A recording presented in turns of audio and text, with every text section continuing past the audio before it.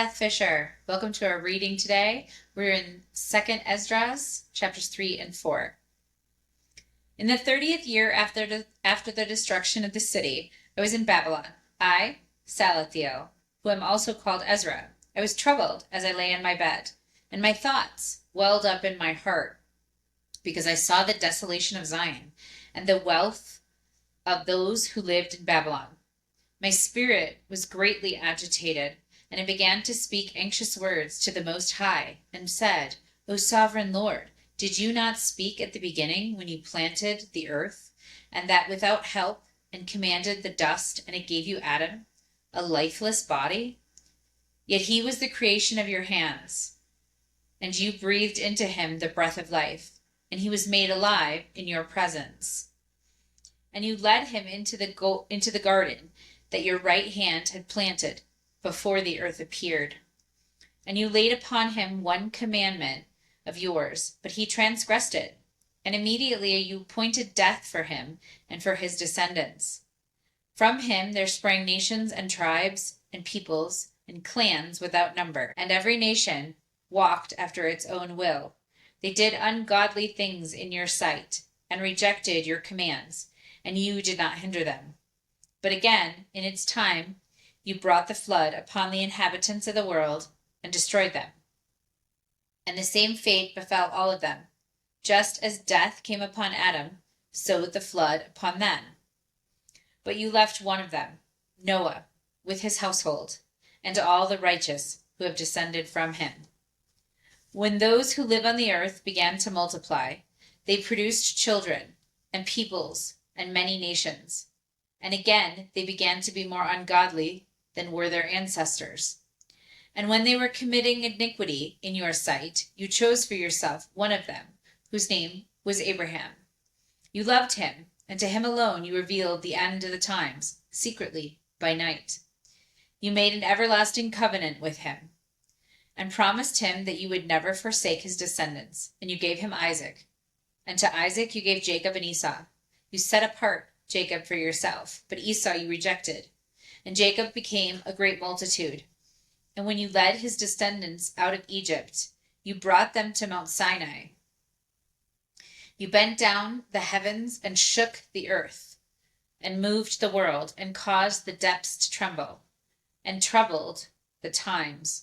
Your glory passed through 4 gates of fire, and earthquake, and wind, and ice, to give the law to the descendants of Jacob, and your commandment to the posterity of Israel. Yet you did not take away their evil heart from them, so that your law might produce fruit in them. For the first Adam, burdened with an evil heart, transgressed and was overcome, as were also all who descended from him. Thus the disease became permanent. The law was in the hearts of the people, along with the evil root. But what was good departed, and the evil remained. So the times passed, and the years were completed, and you raised up for yourself a servant named David.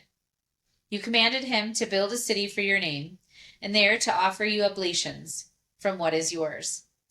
This was done for many years, but the inhabitants of the city transgressed in everything, doing just as Adam and all his descendants had done. For they also had the evil heart. So you handed over your city to your enemies. Then I said in my heart, are the deeds of those who inhabit Babylon any better? Is that why it has gained dominion over Zion? For when I came here, I saw ungodly deeds without number, and my soul has seen many sinners during these 30 years. And my heart failed me, because I have seen how you endure those who sin, and have spared those who act wickedly, and have destroyed your people and protected your enemies, and have not shown to anyone how your way may be comprehended. Are the deeds of Babylon better than those of Zion? Or has another nation known you besides Israel? Or what tribes have so believed the covenants as these tribes of Jacob? Yet their reward has not appeared, and their labor has borne no fruit. For I have traveled widely among the nations, and have seen that they abound in wealth, though they are unmindful of your commandments, Now therefore weigh in a balance of our iniquities and those of the inhabitants of the world, and it will be found which way the turn of the scale will incline. When have the inhabitants of the earth not sinned in your sight?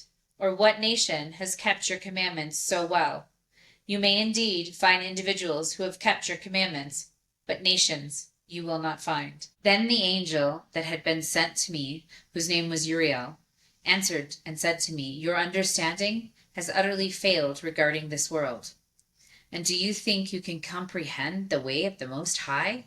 Then I said, Yes, my Lord. And he replied to me, I have been sent to show you 3 ways, and to put before you 3 problems. If you can solve one of them for me, then I will show you the way you desire to see, and will teach you why the heart is evil. I said, Speak, my Lord. And he said to me, Go weigh for me the weight of fire, or measure for me a blast of wind, or call back for me the day that has passed.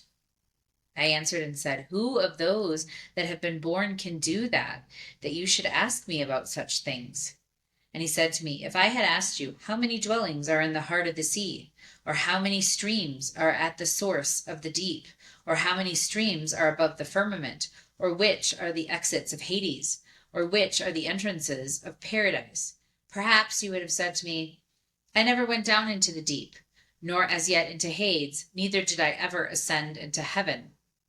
But now I have asked you only about fire, and wind, and the day, things you have experienced, and from which you cannot be separated, and you have given me no answer about them.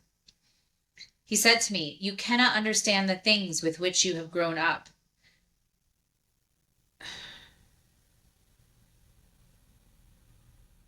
He said to me, You cannot understand the things with which you have grown up. How then can your mind comprehend the way of the Most High? And how can one who is already worn out by the corrupt world understand incorruption? When I heard this, I fell on my face and said to him, It would have been better for us not to be here than to come here and live in ungodliness and to suffer and not understand why. He answered me and said, I went into a forest of trees of the plain, and they made a plan and said, Come, let us go and make war against the sea, so that it may recede before us, and so that we may make for ourselves more forests. In like manner the waves of the sea also made a plan, and said, Come, let us go up and subdue the forest of the plain, so that there also we may gain more territory for ourselves. But the plan of the forest was in vain, for the fire came and consumed it. Likewise also the plan of the waves of the sea was in vain, for the sand stood firm and blocked it. If now you were a judge between them, which would you undertake to justify, and which to condemn? I answered and said, Each made a foolish plan, for the land has been assigned to the forest, and the locale of the sea placed to carry its waves. He answered me and said, You have judged rightly, but why have you not judged so in your own case? For as the land has been assigned to the forest, and the sea to its waves, so also those who inhabit the earth can understand only what is on the earth, and he who is above the heavens can understand what is above the height of the heavens. Then I answered and said, I implore you, my Lord, why have I been endowed with the power of understanding? For I did not wish to inquire about the ways above, but about those things that we daily experience. Why Israel has been given over to the Gentiles in disgrace. Why the people whom you loved has been given over to godless tribes. And the law of our ancestors has been brought to destruction, and the written covenants no longer exist. We pass from the world like locusts. Our life is like a mist, and we are not worthy to obtain mercy. But what will he do for his name that is invoked over us? It is about these things that I have asked. He answered me and said, If you are alive, you will see. If you live for long, you will often marvel, because the age is hurrying swiftly to its end. It will not be able to bring the things that have been promised to the righteous in their appointed times, because this age is full of sadness and infirmities. For the evil about which you asked me has been sown, but the harvest of it has not yet come. If therefore that which has been sown is not reaped, And if the place where the evil has been sown does not pass away, the field where the good has been sown will not come. For a grain of evil seed was sown in Adam's heart from the beginning. And how much godliness has it has produced until now, and will produce until the time of the threshing comes.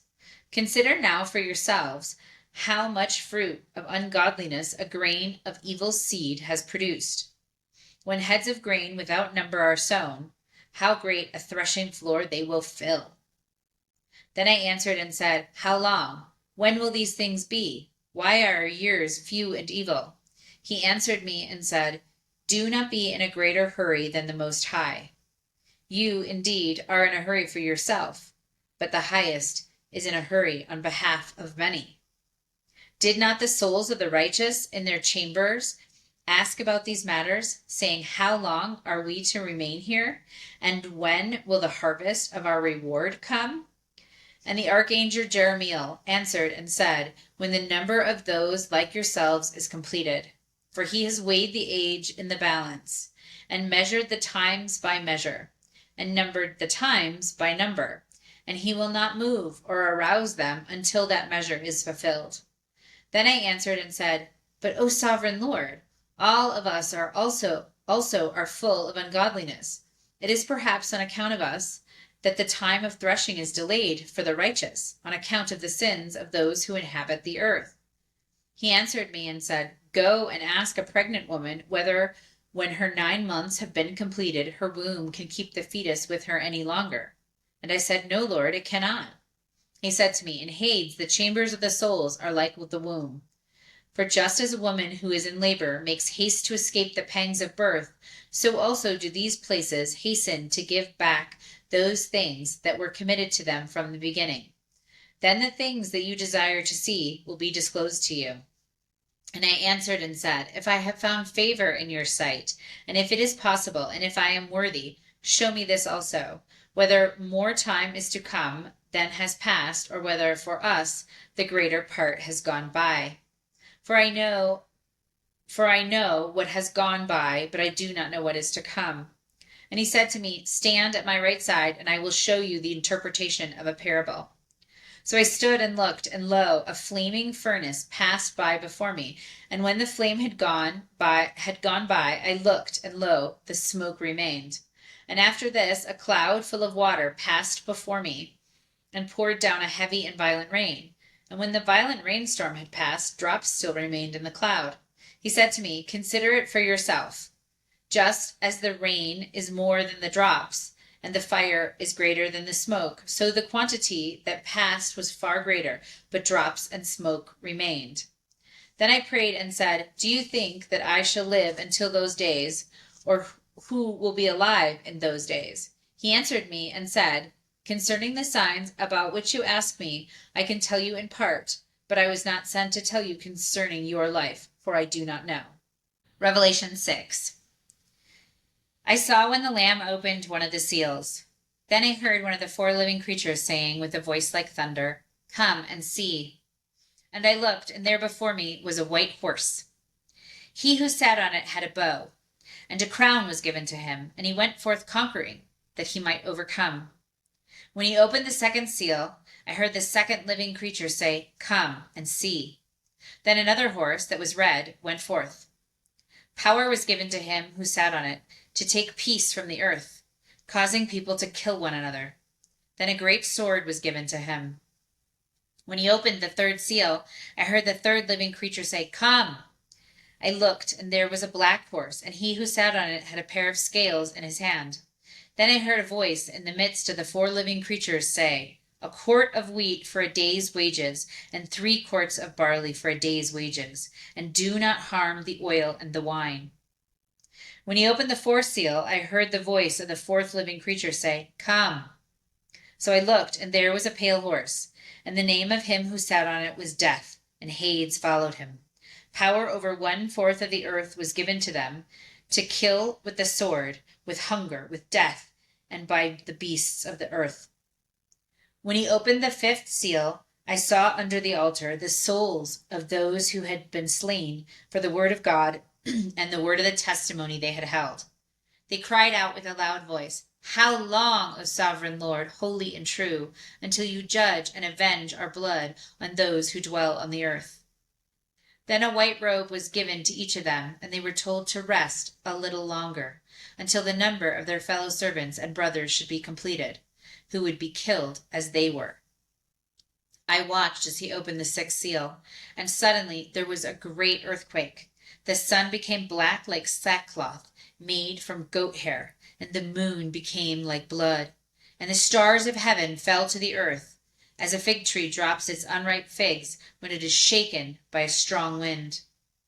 Then the heavens receded like a scroll when it is rolled up, and every mountain and island was removed from its place. Then the kings of the earth and the great men, and the rich men, and the commanding officers, and the strong, and everyone, slave and free, hid themselves in the caves and in the rocks of the mountains. They said to the mountains and rocks, "Fall on us, and hide us from the face of him who sits on the throne, and from the wrath of the Lamb. For the great day of his wrath has come. Who is able to withstand it?" Psalm 6. O Lord, do not rebuke me in your anger, nor discipline me in the heat of your anger. Be gracious to me, O God, for I am weak. O Lord, heal me, for my bones are terrified. My soul is greatly troubled. But you, O Lord, how long? Return, O Lord, rescue my soul. Save me for the sake of your loving kindness. For in death there is no remembrance of you. In Sheol, who will give you thanks? I am weary with my groaning. All night I flood my bed with weeping. I drench my couch with my tears. My eye wastes away from grief. It grows weak because of all those hostile to me. Depart from me, all you workers of iniquity, for the Lord has heard the voice of my weeping. The Lord has heard my supplication. The Lord accepts my prayer. May all my enemies be ashamed and greatly terrified. May they turn back and be suddenly ashamed. 6. My son, if you put up a security for your friend, if you have shaken hands with a stranger, you are snared with the words of your mouth. You are taken with the words of your mouth. Do this now, my son, and deliver yourself. When you have come into the hand of your friend, go and humble yourself. Plead with your friend. Give no sleep to your eyes, nor slumber to your eyelids. Deliver yourself as a doe from the hand of the hunter, and as a bird from the hand of the fowler. Go to the ant, you sluggard. Consider her ways and be wise, which having no guide, overseer, or ruler, provides her bread in the summer and gathers her food in the harvest. How long will you sleep, O sluggard? When will you arise out of your sleep?